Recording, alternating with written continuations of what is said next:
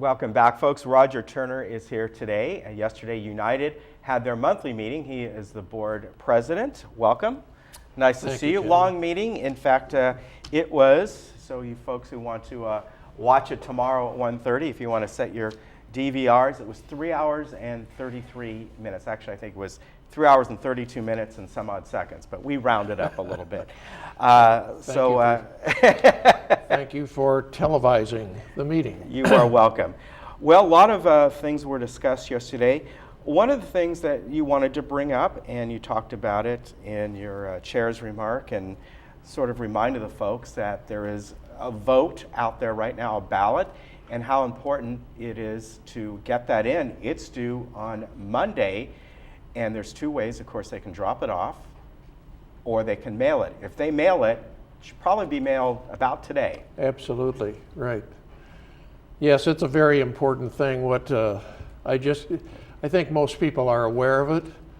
Sometimes you forget. Mm-hmm. You have this envelope set aside. What the important thing is that if you haven't voted, I encourage everybody to do that. If you can find your envelope and take care of it, I would encourage you to just walk over here to the community center. There is a box in the reception area. You just drop it in the box. There still is time to mail it, as was just indicated. Mm-hmm. Monday at 5 p.m. Right. is the deadline. So you want to get it in before that, because after that it won't count.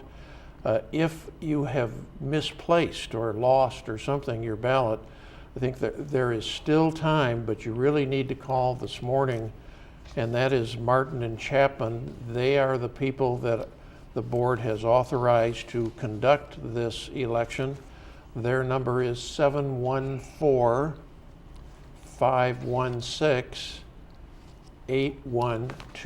Mm-hmm.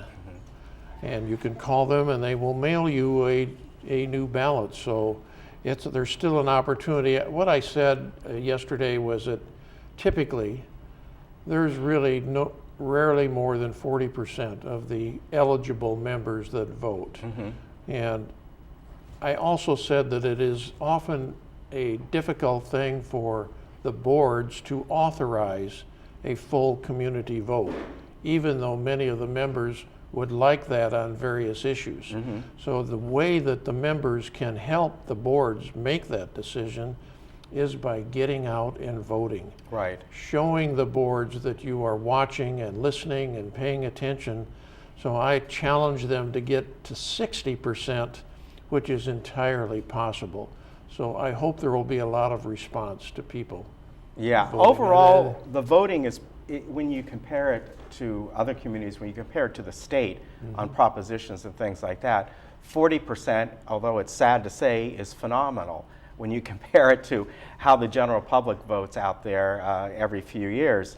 But you obviously, like you said, you'd like to get those numbers up higher because it shows far more participation. It really shows the board the interest of people. It sends a clear message, I think, to the board, mm-hmm. and would help them make a decision in the future for other community votes. Right, exactly. Yesterday, you also discussed, really the gist of it was directing staff on the process of selecting a new legal counsel, really directing how to go about it. That, of course, has been done before. Actually, mm-hmm. what happened is that the board authorized the initiation mm-hmm. of the process to select a legal counsel. That doesn't necessarily mean a new legal counsel, mm-hmm. but they made the motion to go through the process. The process has obviously been used before. This is a process that staff takes care of. It is quite a well-organized process in which there is a request for proposal, RFP, that mm-hmm. goes out. There's a selection of candidates that they will send it to. There's a review of all of the responses. There's the personal appearance of the candidates. There's the discussion and selection. It is not a simple it's very process, thorough. And it's it's going to take a lot of time, and we have a lot of other things, obviously. Right, so this is deal with, this is but- like the first step. Yes, I think I made it clear that, there seemed to be some misunderstanding that we will not have a legal counsel after the end of this board year, but that's not true. There's currently a contract that runs through the end of this board year, but the board can obviously do what they choose Right. regarding that. So we're not going to run out, I don't think, of a legal counsel. Speaking of, we just talked about the United Vote coming up. Another thing you talked about yesterday, there was a discussion, and considering committee members, advisors, I should say, that are on committees, not allowing committee advisors to vote. And what the discussion as it went forward, for the most part, it was voted on by the board to allow these Continue. advisors to Right, vote. we're really continuing. Yeah. Other mutuals have their own policies regarding advisors. In United, we try and have advisors on our key committees. I'm talking about maintenance and construction, landscape, finance. These are areas that involve really some very specific knowledge.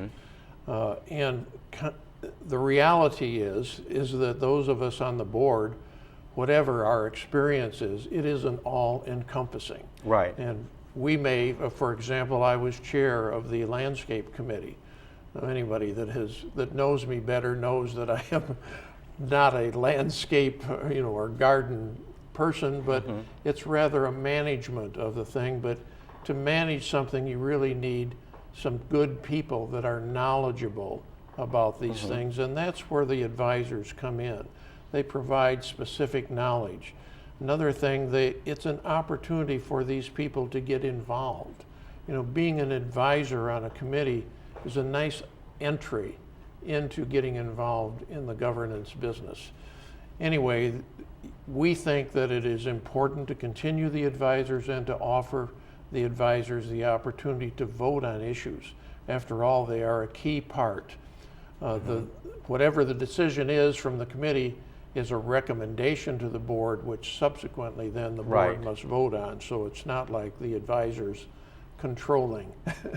Yeah, I think Mary Stone yesterday, she really emphasized, she said it very clearly how important the advisors have been to her on the various committees she's been on. She's, of course, on the Finance Committee now. Right, exactly. But she really put forward how valuable they are, and she appreciated their service and their vote. That's a very good point, Ken. I sat in on the last finance meeting and I listened to these advisors.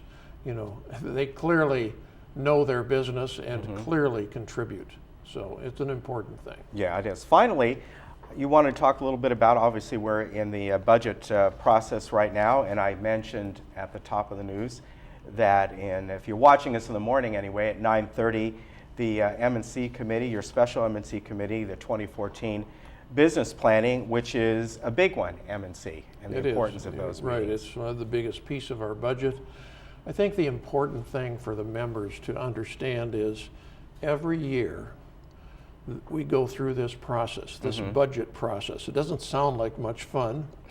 No, it doesn't, does it? But the reality is that it's quite interesting and quite educational. A staff prepares a budget for every organization, and we start, of course, at the committee levels. And that budget consists of things that the committee has given direction for during the course of the year. Right. So the staff already knows what the committee has asked for. In addition, staff also puts in anticipated things, anticipated changes in the cost of water or the cost of electricity, or all these things are all put into place initially as we look at that budget. And if you were a member looking at this meeting, you would see that we go down item by item by item by item. It is a long list of line items that are looked at, discussed, and reviewed.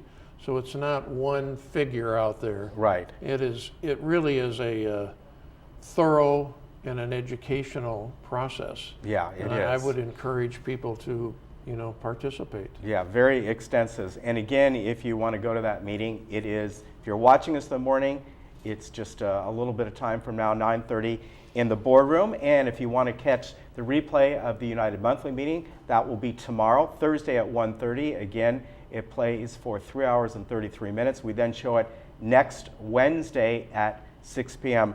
Roger, we're out of time here. We thank you for, I know you have to get down to that meeting.